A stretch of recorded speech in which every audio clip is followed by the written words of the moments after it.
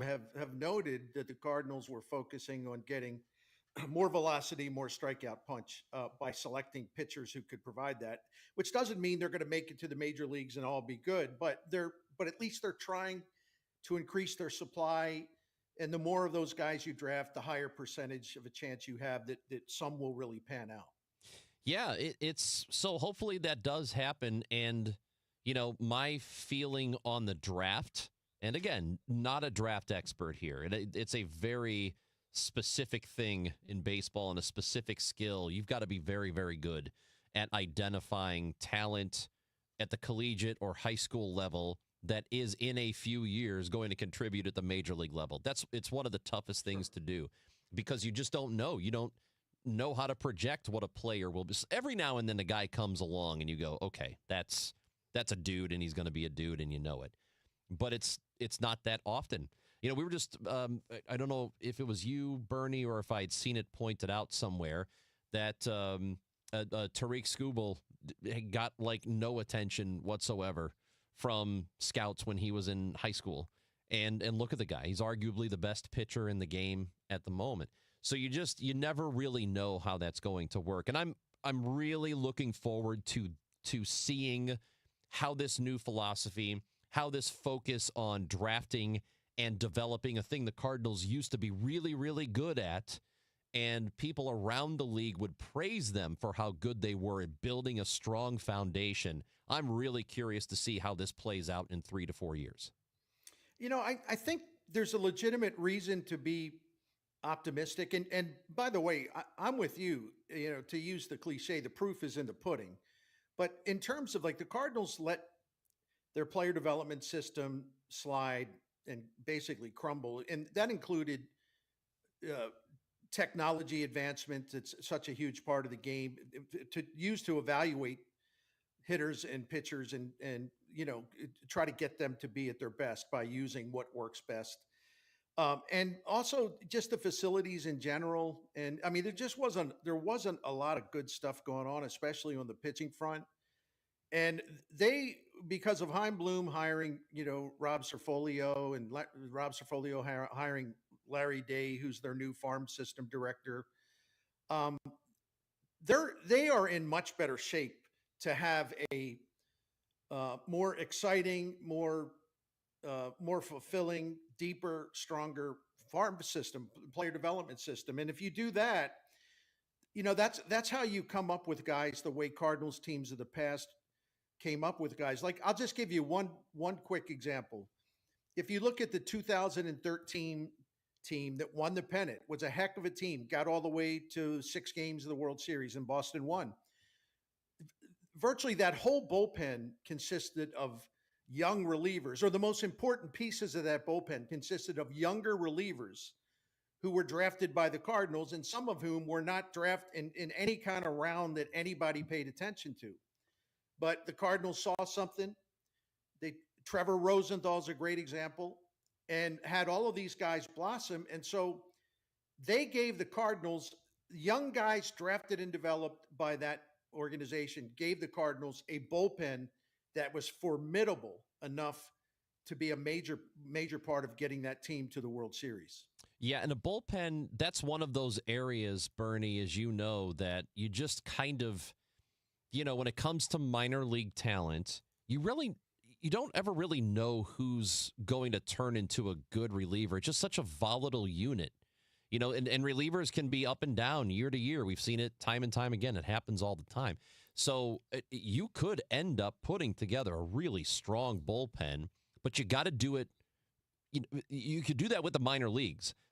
And it's one of those things where you can put together a nice bullpen or not even know that you're putting together a nice bullpen. It comes up here. It's great. And then you can supplement it with like a premier setup guy, or if you want to go get a premier closer, you can do that. But in order to have a strong bullpen, it has got to mostly come from players from your system. And that's how most really good teams do it. And you're absolutely right. And I wanted to add something too, because I didn't want to just make it about the bullpen, but I am using that 2013 Cardinals team as an example of like when you draft and develop pitchers and you make that a priority. gosh, they can take you a long way. And but I needed to also mention that two of their starting pitchers that year were Michael Waka, who was outstanding Yeah. the second half of the season and outstanding in the postseason. And Mike Matheny, for whatever reason, didn't use Shelby Miller in the postseason. But during the regular season, another great Cardinals draft pick, Shelby Miller was 15-9 and had a 3.06 ERA. Yeah. So the Cardinals draft picks they turned to bolster their pitching really came through. And it's just amazing to kind of look back on all of those young arms that made that National League pennant possible. And you know what? Just looking at this bullpen, they're not all drafted by the Cardinals. Not all of these guys were drafted by the Cardinals, but some of them were picked up either in free agency or very low-level deals and then made their way through the system. So what the point I'm trying to make with bullpens is you can't really assemble one via free agency or trade. It can't, you got to supplement with that. It can't be all of that. And the Cardinals have done at least this unit pretty well in that regard. And now it's up to them to do it better from the starting rotation and in the offense because they just haven't been great at those things lately. And, by drafting so many hard throwers, high velocity guys in this draft, this past, past several days ago or whatever, they drafted enough guys who throw hard, who, if all they become are like what they call two pitch pitchers, they have a fastball, they have that heat, and then they have one other. Not good enough to start, but can be really big for you out of the bullpen. They have a few guys that at least profile that way potentially, so they could turn out to be really good pieces in your bullpen. So I really commend Randy Flores and his staff for just kind of evolving and trying to really attack something that has been a weakness for the Cardinals for quite a while. Homegrown, hard throwing pitching talent. Flores joins us again at 12:30 on the Gashouse Gang. It's Bernie Miklasz and Chris Ranji. Want to get into the official second half of the season, post All-Star break. Cardinals are back at it tomorrow in Arizona. They will restart their campaign, a game and a half back in the wild card race. So I want to talk a little bit about what happens next, Bernie. The trade deadline is less than 2 weeks away, and discuss what could potentially happen there because we are coming up on it. It is the Gashouse Gang, and it is brought to you by Saliga Heating and Cooling, SaligaHeatingandCooling.com, and by Anderson Hospital. Bernie and Ranji on 104.1 FM KMOX. Dive into adventure this summer at the St. Louis Aquarium's Summer of the Shark. Get face to fin with some of the ocean's most awe-inspiring creatures in shark-themed exhibits, jaw-dropping displays, and interactive experiences for the whole family. Whether you're a fin-tastic fan or just curious, there's hands-on fun and fascinating facts around every corner at the St. Louis Aquarium. Don't miss your chance to make a splash. Plan your visit today at stlouisunionstation.com. That's stlouisunionstation.com. Named one of Newsweek's world's best hospitals for 2025, Anderson Hospital is your hospital for life, delivering exceptional, compassionate care to families across the Metro East. From emergency services to specialized treatments, our dedicated team supports your health at every stage. Experience world-class care close to home. Discover the difference at andersonhospital.org. Hey, it's Matt, your leaf filter trusted pro. Gutters are an often neglected part of the home. They're also one of the most important. Clogged, overflowing gutters can cause serious problems like foundation damage or basement flooding, which can cost thousands of dollars to fix. Let's face it, cleaning gutters yourself is not only a hassle, it can be dangerous. But when you get Leaf Filter, you'll never have to worry about cleaning clogged gutters again. Get started today by visiting leaffilter.com/deal to schedule your free inspection. If you decide to move forward, we'll professionally clean, realign, and seal your gutters before installing our patented stainless steel micro mesh system. Leaf Filter keeps out everything but the water. And it's backed by a lifetime transferable no clogs warranty. So you're protected for good. We're in your neighborhood and ready to help. Visit Leaf Filter today for a free inspection and estimate, and you could save up to 30%. Visit leaffilter.com/deal. That's leaffilter.com/deal. Hey guys, Glover here with my friend Mark Cantor at Cantor Injury Law. So as you know, I'm a lawyer, so I take this very seriously. Mark is a great attorney. He has a great team. He is from St. Louis. He is local. Call 314-628-9999 or visit cantorinjurylaw.com. The choice of a lawyer is an important decision and should not be solely based on advertisements. SNL Coin. We buy gold and silver coins, silver and gold jewelry. Also buying gold-filled and silver plate. Before you sell, call SNL. 314-544-3600. 314-544-3600. SNL Coin. You asked, we delivered. KMOX, now on FM. Crystal clear sound at 104.1 FM. They could add on the edges. Eric Fetty might get replaced, but you have McGreevy there.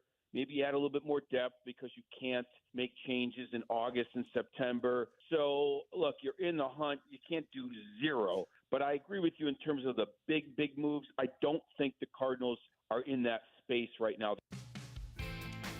Jesse Rogers, ESPN, covers Major League Baseball. Talked with us on the Chris and Amy show earlier today on 104.1 FM KMOX. Gashouse Gang, Bernie Miklasz, Chris Ranji, your host today. Randy Flores, scouting director for the Cardinals, will join us at 12:30. They signed Liam Doyle, by the way, their top pick.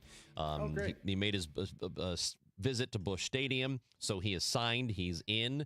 And he is a member of the organization, so we'll talk to Randy. But the trade deadline coming up, Bernie, it's approaching quickly. And the Cardinals, according to John Mozeliak from about a week and a half ago, he basically said they're willing to wait this thing out so we could get within 2 or 3 days of the deadline and still nothing happens. And I think this is a pretty volatile situation with them. I still lean toward them either doing nothing or maybe trading away an asset. And it might just be one, and it could be Ryan Helsley. It could be somebody like that, or maybe they do nothing at all. I mean, as we sit here now, and if you have to project, what do you think happens? If I had to put my $2 down on the thing I think is most likely to happen, actually, the odds against this would be longer than something. The easiest thing to do is to say, well, if they're in it, they'll keep Helsley and they'll maybe find something else, to add to it, whether it be a right-handed bat, another reliever, something like that. But I like this concept, and that's what it is. It's a concept. And I'm going to give credit to The Athletic because I giggled when I saw this this morning, because I'm trying to describe what I'm talking about, with the Cardinals, maybe doing a little buying and a little selling. And so in their breakdown of all their trade deadline tiers, right? They had a tier number 4, which is called tailors, as in teams threading the needle, both buying and selling.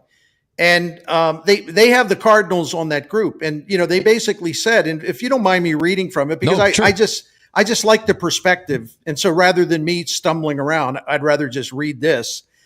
Quote, "We've kept the Cardinals in this tier, though it is perhaps against our better judgment. They're a good week away from holding a wild card spot, but the fact they approach this as a rebuilding year from the beginning suggests they might lean to the sell side unless absolutely compelled to buy. Could they trade closer Ryan Helsley without necessarily giving up on a late season charge? Maybe. So, that's pretty much like a broad picture there. But if the Cardinals were really bold, if they did something that I wouldn't expect along this line of buying and selling, they could maybe spin off Helsley, but get a younger reliever in return who could be part of their future, or maybe they make Lars Nootbaar available and they get a better offer than they anticipated. Katie Wu, The Athletic, had a story a couple weeks ago where she quoted a National League executive, a front office guy, who said the Cardinals could be the linchpin to a lot of things. This executive told her they have a lot of players that teams are interested in. So when I read that got my attention, and I started thinking, maybe this thing will be a little wilder than we anticipate, but it doesn't necessarily mean all buying or all selling. It could be a combination of both. Yeah, the third man who's watching on YouTube says if the Cardinals make a big trade, it'll be because someone else makes an offer they can't refuse. And that could be the case for a small deal, too. Again, I lean toward nothing happening. It's not a strong lean, but I do lean that direction. But you touched on this. I would absolutely not be surprised if they're a game out of a wild card spot or even a half game out and they still trade away from the roster. It would not, if they do trade their closer, I would not be stunned by that. And I don't necessarily think it would be the wrong thing to do, depending on what they get in return, of course. But I think the conventional wisdom is, hey, if you're within a game of a wild card spot at the trade deadline, of course you want to keep your team intact because you have an opportunity with this version of the Cardinals in 2025, and based on some of the stuff we've talked about, Bernie, the trends that don't look very good, I would not be stunned at all, nor do I think it would be the wrong thing to do necessarily if they trade their closer or something like that. This bullpen has been very, very good, and this will sound strange what I'm about to say, but Ollie Marmol and the pitching coach Dusty Blake, they reorganized their bullpen on the fly in late April. And since April 25th, the Cardinals have one of the top 5 bullpens in the major leagues in terms of ERA and fielding independent ERA, and also a metric I love that's win probability added. They're in the top 6 or 7 there. So this is a really good bullpen. And the thing that's interesting about it to me, they're doing it at a time where Ryan Helsley has not been himself. Ryan Helsley is nowhere close to what he was last year. So they have enough bullpen depth to where they're really getting a good overall performance from that group, really good performance from that group after they made those changes. So now if you trade Helsley and Maton and, Steven Matz, well, then you're thinning that bullpen out to the point where, you probably wouldn't be able to maintain that strength. But trading Helsley alone, let's say, if there's a big market for him, I could see a situation where they'll it doesn't do just take you fine. out of the race necessarily. Yeah, they'll do just fine closing out games because he's blown a lot of saves this year. That's a fact. So would this be and it kind of sounds this way, and I think it's become a trade deadline cliche, selling low on him, selling high. Maybe that's what that is. Maybe the Cardinals are trading him away while he still has value, and it's possible that an offseason goes by and he's not very good and not very desirable for next season. That's totally possible. Right, and they I listen, I could be totally wrong, but Chaim Bloom's going to be making this decision. I don't think the Cardinals would commit a multi-year deal to Helsley beyond this year when he can become a free agent. I just don't see that because there's already signs of decline, even though he's a perfectly viable major league reliever. But all of the stuff you look at, all the arrows are pointing down. And so that's a little distressing, especially considered that he's got a history of some arm trouble too. But he's still viable and he's still good and he still throws 99. And there are teams that think, oh, our guys can find something and we'll get them going. Everybody thinks that when they make a trade, and maybe they're right. But yeah, Helsley is absolutely. If we put a list of like what to watch for this trade deadline from the Cardinals standpoint, the fate of Ryan Helsley would be clearly number one on the list, and nothing else would be even close. Now, but then I think you would put Phil Maton high on that list, Matt's high on that list. Then you start to move into areas where they're going to do something outside the box, like trade Lars Nootbaar for an offer that they couldn't turn down, or maybe trade. We hear so much about their young catchers. They have so many up-and-coming catchers in their minor league system where they trade maybe their best guy down there because they can get something good in return.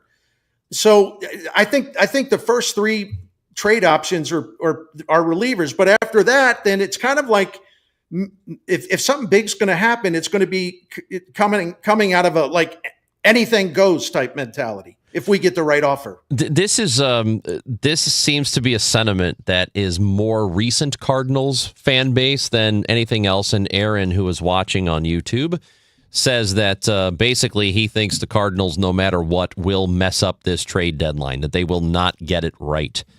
Well, I don't think we would have said that 10 years ago. It's a more common thing to think now. Is it unfair to just assume they're going to mess up this trade deadline? I think it's a little unfair, and I understand the sentiment. People are really down on Mo. And by the way, I've been, shredding Mo all the time. So I'm familiar with that concept of being down on Mo. It's nothing personal, but it's baseball. And, it just has not been a good few years for him. But I see people make these kind of comments, and I'm just always curious where that comes from, even with Mo's flaws, because in 2020, only 2 summers ago, he did a 2023. He did a great job. He flipped Jordan Montgomery, Scott Boras. There was no chance of them re-signing him. They flipped him to Texas. They got a legit pitching prospect in Tekoa Roby. They got Thomas Saggese. They flipped Paul DeYoung for a good reliever, Matt Swanson. They got a guy from Baltimore for Jack Flaherty that could reappear in kind of like their prospect list for starters, Drew Rom, but he had shoulder surgery, but he's coming back from that. I thought Mo did a heck of a job. And listen, in 2021, he saved their season, because even though the guys that he traded for were not like great pitchers anymore, they were desperate for professional pitchers who could shore up the back of the end of the rotation and give them innings and just be good, solid professional starts. And he got John Lester and he got Jay Happ. And those guys at the time, everyone kind of yawned because they weren't like the big catch out there. They were guys at the end of the line, but they still had enough in them to help the Cardinals get over the hump in 2021. So as hard as I am on Mo, this idea that, he's done nothing at the deadline, he'll screw it up again. Well, he didn't screw it up. He didn't screw it up in 2021. He didn't screw it up in 2023. I thought his intention behind what he did last summer, I thought it was totally fine. I thought it was a good idea, given the way Fetty was pitching for the White Sox and given the fact that Edman would not be a Cardinal beyond this season, so they wanted to get something for him. I thought the thought that went into that was perfectly good. I liked the trade. But Fetty turned out to be not what he appeared to be when he was pitching for the White Sox. But a guy that did what he did last summer, trade a very popular player, Tommy Edman, for Eric Fetty. Most people say, Eric who? And we're going to call him a coward because he won't do anything. I mean, I'm sorry. I respectfully disagree with that. I think it's way off base. Bernie Miklasz, Chris Ranji on the Gashouse Gang. When we come back, we are going to talk to scouting director for the Cardinals following the Major League Draft, the amateur draft, which just happened during this All-Star break. Randy Flores will be on the show in just a moment. It is brought to you by Saliga Heating and Cooling, SaligaHeatingandCooling.com, and by Anderson Hospital, the Gashouse Gang on KMOX. Wake up informed. Wake up empowered. Wake up to Total Information AM, your morning must. Hi, this is Debbie Monterey. I'm Megan Lynch. This is Tom Ackerman. From local news to breaking headlines to weather, traffic, and the stories that matter most, we've got you covered before your first sip of coffee. Expert analysis, bright perspectives from the people you trust. Total Information AM, your day starts here. Mornings beginning at 5 on 104.1 FM, KMOX. Because we have lawyers in all 50 states, I see lots of lawyers' ads. Most seem to be bragging on results, but are they true or misleading? For example, in some cases, a firm may try a case even though the at-fault party has no lawyer, then brag in the ad about their results. My son Matt got one for nearly $50 million, but we never collected one dime. Some lawyers may say they got a result even though they were sitting second chair at a firm like mine, and even though they had little to do with it. Happens all the time. All that glitters is not gold. At Morgan & Morgan, our results are real. Visit forthepeople.com and go to settlements and verdicts to see for yourself what your case may be worth before you hire a law firm. Do your homework. Fact check. It's easy and too important not to. Morgan & Morgan, forthepeople.com. Injured? Dial pound law or visit forthepeople.com for an office near you. 87 degrees in St. Louis, feels like 96. Some thunderstorms possible as we will be getting down into the 70s by early evening. The weather brought to you by Chesterfield Fence and Deck. Chesterfield Fence and Deck is your premier provider of fences, decks, patios, sunrooms, and more. Call them for a free estimate today. Now offering 48 months interest-free financing on your next outdoor project. Chesterfield Fence and Deck. ChesterfieldFence.com. This is the story of the one. As a safety manager at a manufacturing plant, he does everything he can to keep his coworkers safe. From finding ways to reduce risks to keeping safety supplies in stock. And for that, he relies on Grainger. Grainger offers a broad range of quality products and next-day delivery, so he can always play it safe. Call 1-800-GRAINGER, click Grainger.com, or just stop by. Grainger, for the ones who get it done. Hey, it's Jeff Sachs at Sachs Financial, retiresafestl.com. Have you ever wondered what it's like to work with a financial advisor? Are you in your 50s or early 60s and really haven't talked to anybody about how you retire? Give me a call today. Check out our website, retiresafestl.com. Baseball's All-Star Week is underway. Cardinals baseball, it returns Friday night when they take on the D-backs. Cardinals Radio, 104.1 FM, KMOX. Gashouse Gang on 104.1 FM KMOX. It is the home of Cardinals baseball, and we got that extension now, too. So we will continue to be the home of Cardinals baseball for the foreseeable future after the extension was announced a couple of weeks ago. It is time to go to the guest line today. We are with Bernie Miklasz, Chris Ranji. That is the show for today, but we are now joined by the director of scouting and, well, he's the assistant general manager of the Cardinals. And he is helping out and making sure the Cardinals move the right direction in terms of the amateur level. And we're going to see how it plays out. Randy Flores is with us now on KMOX. Randy, good to talk to you. How are you?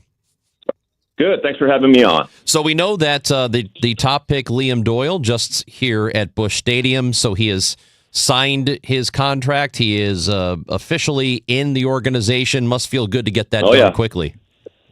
Really, really good. When you guys get a chance to talk and meet him and learn about him, you'll realize that, you know, he wanted to fly here the night he was drafted. He was just so anxious to get going. But certainly anytime procedurally you're able to get your top pick signed and into the org as quickly as possible, it really kind of just helps the domino effect of onboarding the rest of our draft class. Randy Flores, Bernie Miklasz, good to talk to you after all this time. And I want to remind people, remember this about you and give you the credit you deserve. The game-winning pitcher in that classic Game 7 at Shea Stadium in New York, 6, where Wainwright struck out Beltran. The winning pitcher in that game was none other than Randy Flores. So a tip of the captain. No, hey, Bernie, I appreciate that. If we could just talk about that the rest of the time instead of the hard questions you're about to ask me, I'd love that. Thank you. You know, to be honest with you, I don't have a lot of hard questions because I was really excited by what you did. Not that my opinion matters, and I'm no expert, but just reading about the profiles of all the pitchers in particular you're drafted, and I'm seeing guys with power arms, high velo, you know, a chance, you know, and I'm like, wow, this is a really, really nice change. And they're really attacking a problem that's been there for a while, which is, you know, too much maybe pitch to contact. So tell us about the philosophy going in. Well, I would imagine what stands out is just our first pick. And you know, if that was the proxy with which we decided we're now in on velocity, I would say that that's a little misguided simply because we haven't picked fifth before. And obviously each pick that you get further and further away from the top of the draft, you have to accept some trade-offs. And so I don't think an arm talent like Liam Doyle is there in the late teens and 20s where we hope to draft again very soon. But I do think it's fair to look at the rest of the draft picks, and you're right, Bernie, to see that we took a few more swings at profiles that we had not been as aggressive in before. And And when you look under the hood, you see some of these pitchers that, yes, they were relievers or reliever risk or actually pitching in relief roles, but they were multi-inning relief. And, you can call it maybe a starter conversion kit, that there are pieces in their arsenal in the way their pitches played off each other and in the way their fastball played in the zone that give us a different type of profile than we maybe have been highlighting before. And candidly, it's a balancing act.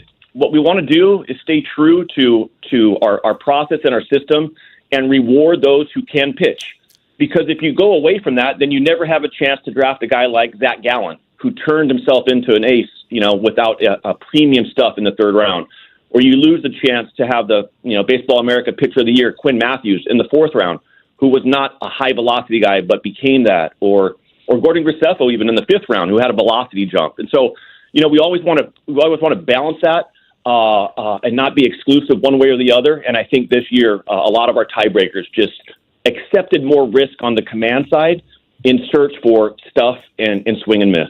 Yeah, just as a matter of process, how often does it happen where a guy throws 100 with regularity and makes it past the first round? Because my impression is that those guys are gone quickly because organizations feel like, well, he can't teach the velocity, but maybe we can teach some control. Yeah, I'd say they don't even get out of the top 10 oftentimes. There have been guys who have thrown that hard, but they have come either with enormous injury history or they're in the bullpen, or there's something else. But, it was an opportunity that was just too good to pass up when Liam Doyle got to our pick 5. Flo, I wanted to ask you about the high school hitter that you drafted early. And I knew nothing about him, of course, but then I started reading about him. And you got a lot of really good reviews, for whatever that's worth, about his upside and how he's got a pure bat. The power's not there yet, but he's a strong kid and it'll come. But people were just talking about his plate discipline and his bat to ball stuff. And that's what we were intrigued with. Yeah, go ahead. I'm sorry. And you've seen historically in my tenure here, we've taken some big shots on our high school market, even in the second round. Last year, the power of Baez. The second round was Mason Wynn. We did Trajan Fletcher a few years ago in the second round, trying to take some upside tools. And this one, we really were intrigued by his bat to ball. And guys, it's so hard on the summer circuit watching these hitters because they're facing pitchers who are airing it out for 1 or 2 innings at a time. And so in a lot of ways, you're just trying to watch how a hitter, quote, fails, because everyone's going to strike out in those showcases, but some just do it different than others, or they're more competitive at bats than others. And Ryan Mitchell just took very, very good at bats against the best arms in the country all summer long. And what was really unique to him is that his ability to use all fields. I think you've read some third-party publications acknowledge that he has, opposite field gap power today, which is rare because most high school kids with a wood bat are straining to swing it. They're trying to cheat a little bit, and Ryan just provides, a really, really balanced profile, speed to stay up the middle, and bat the ball, because doggone it, it is so hard to hit these days with what these guys are throwing out there. And so having someone who has some barrel control is of utmost importance. Randy Flores, assistant GM and scouting director with the Cardinals, is with us on KMOX. And everybody knows, because we've been paying attention, and the fan base knows, that there's going to be an organizational change in terms of the hierarchy.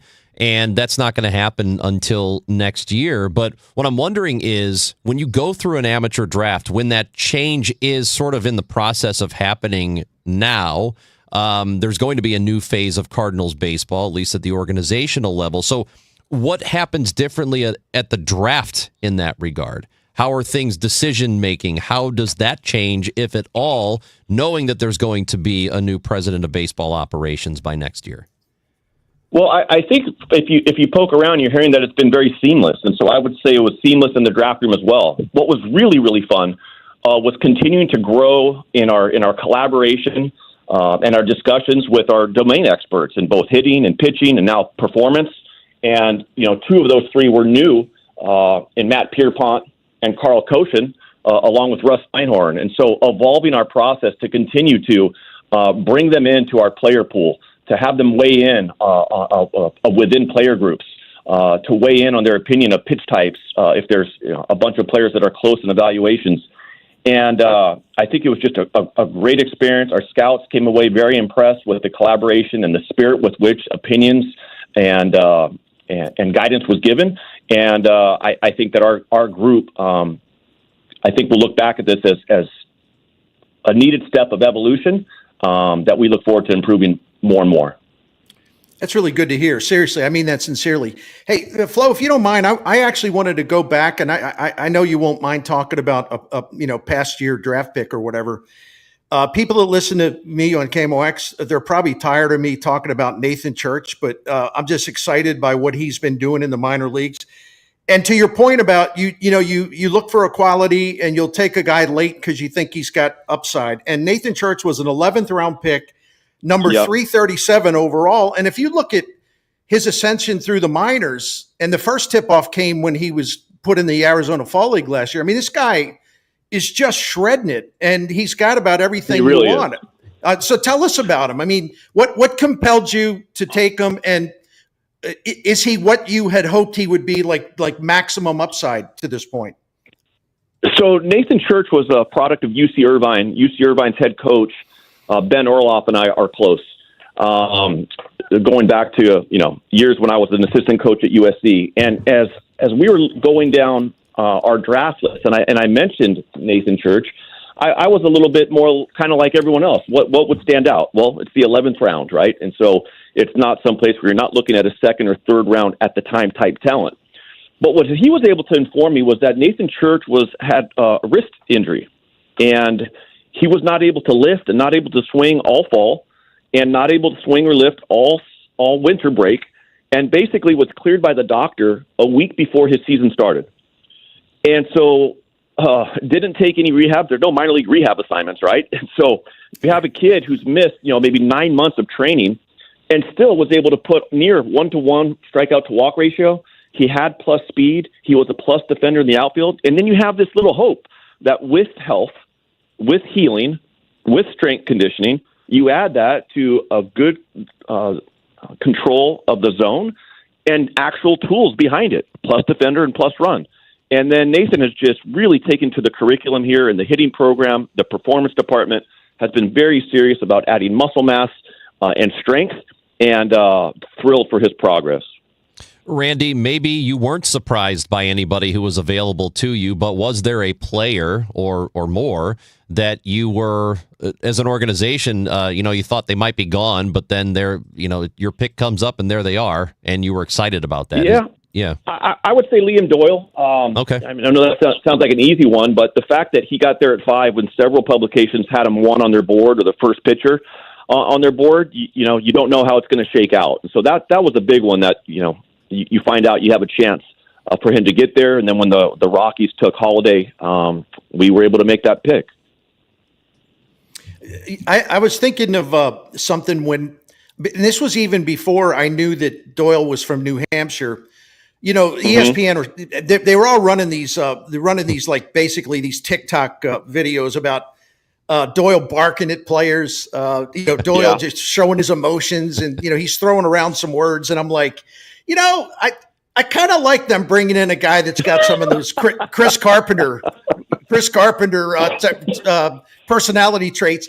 And then lo and behold, he's also from New Hampshire. So when you look at a pitcher who's obviously talented, do you also like it that he's salty and he's pretty aggressive and he's competitive to the point where he'll kind of like challenge the opposing team or whatever? Do you like that? Yeah, Bernie, you know what? We met with him and did an in-person interview at the Major League Combine, and I was expecting someone entirely different to show up personality-wise in the interview process.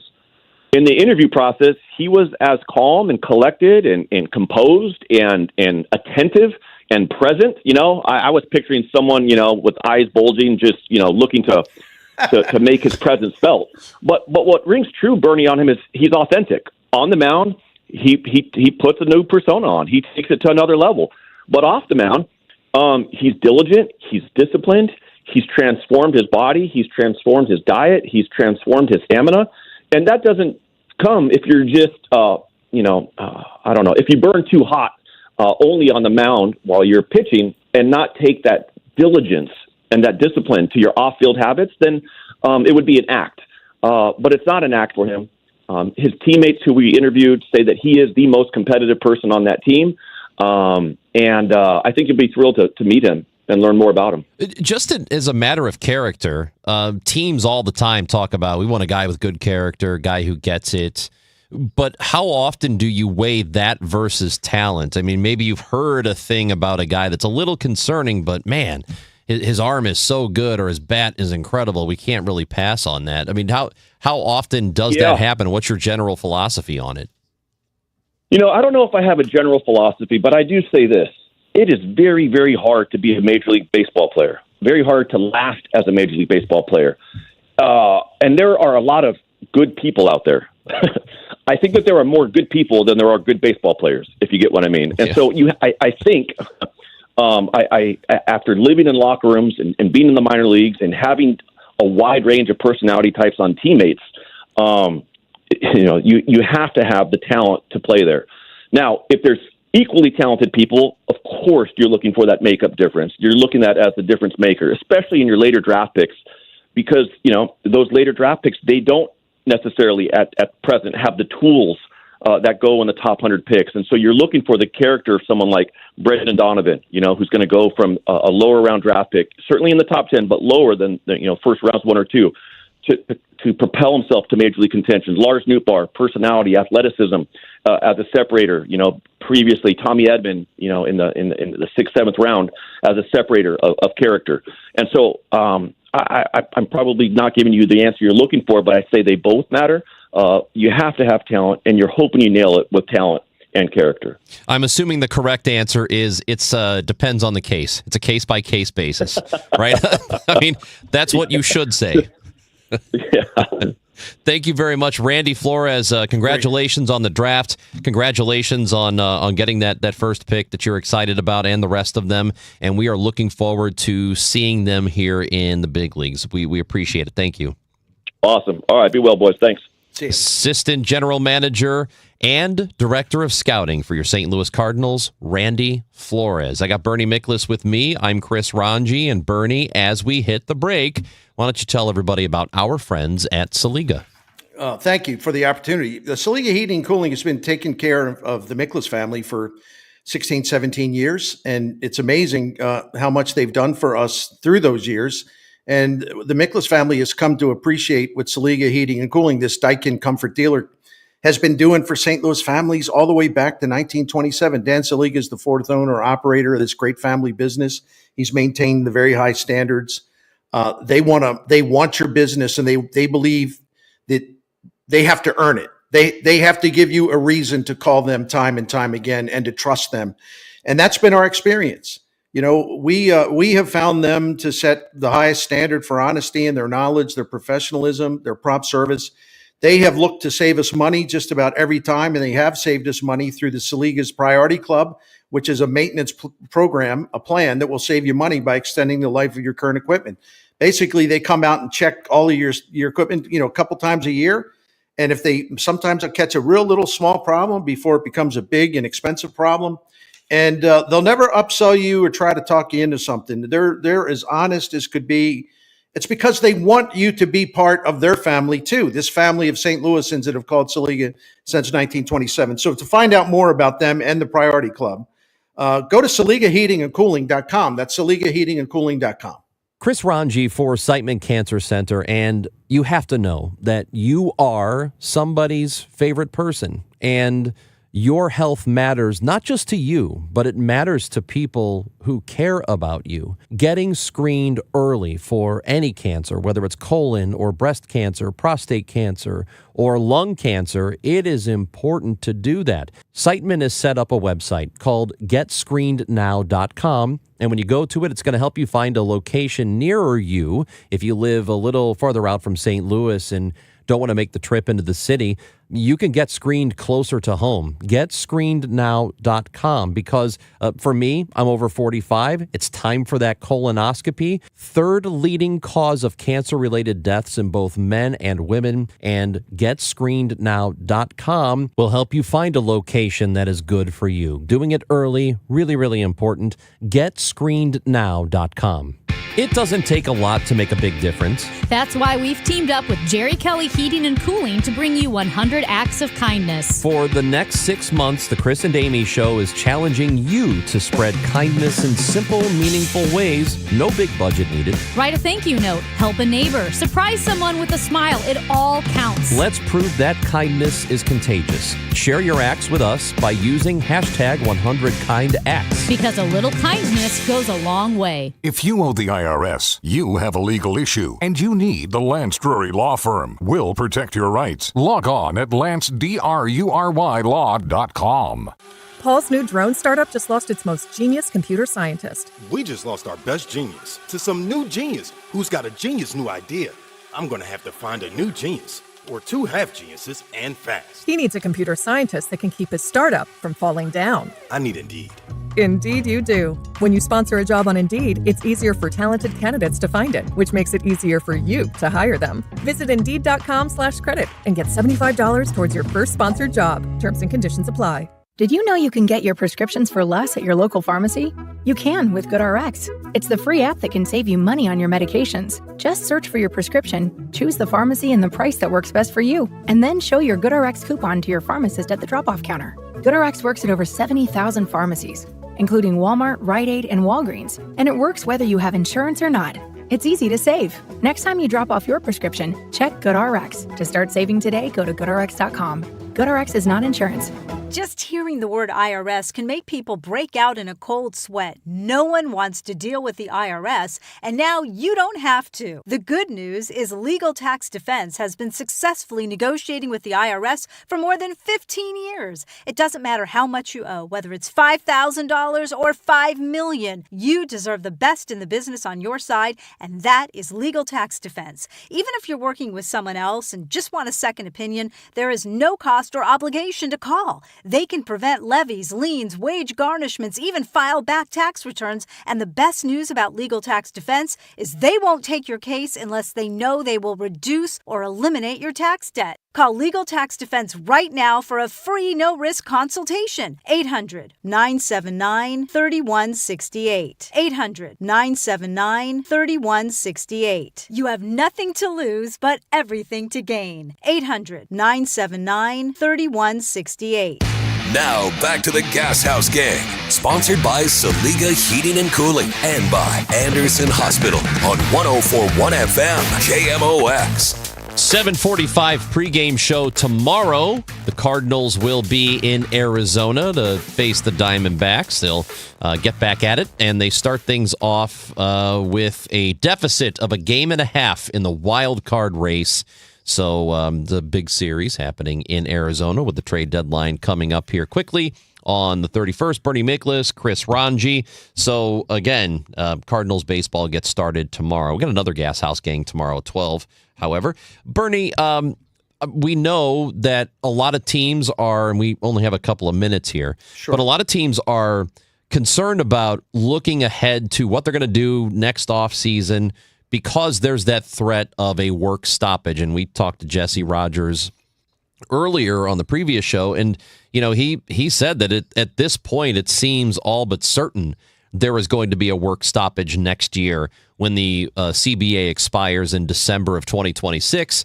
And also a piece from Mike DeCourcy, who wrote saying that the union has it wrong, that they have it wrong on the salary cap, that the players' union has fought against the salary cap for years, and that it's actually to their detriment because you've got these top-heavy contracts for these players like Shohei, even though it's a lot deferred, or Juan Soto. They get all the money, and then the lower-level guys are making less than an NHL minor, or an NHL entry-level contract.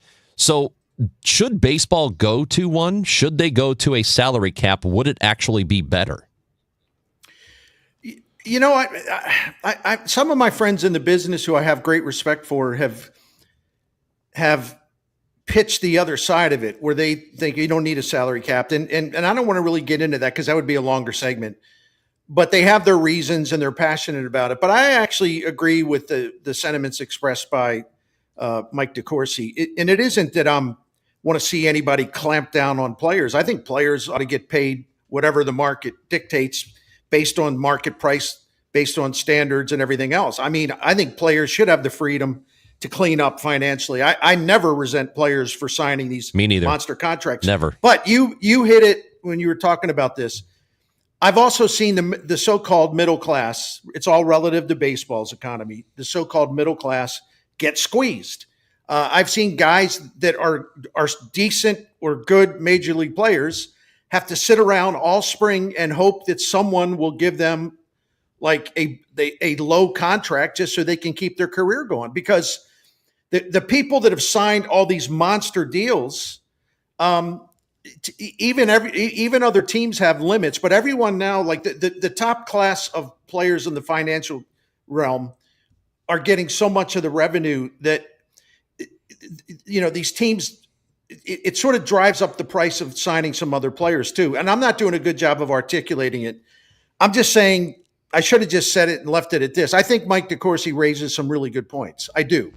Yeah, and I think he probably does too. And I am anti-salary cap, but I can be talked away from that.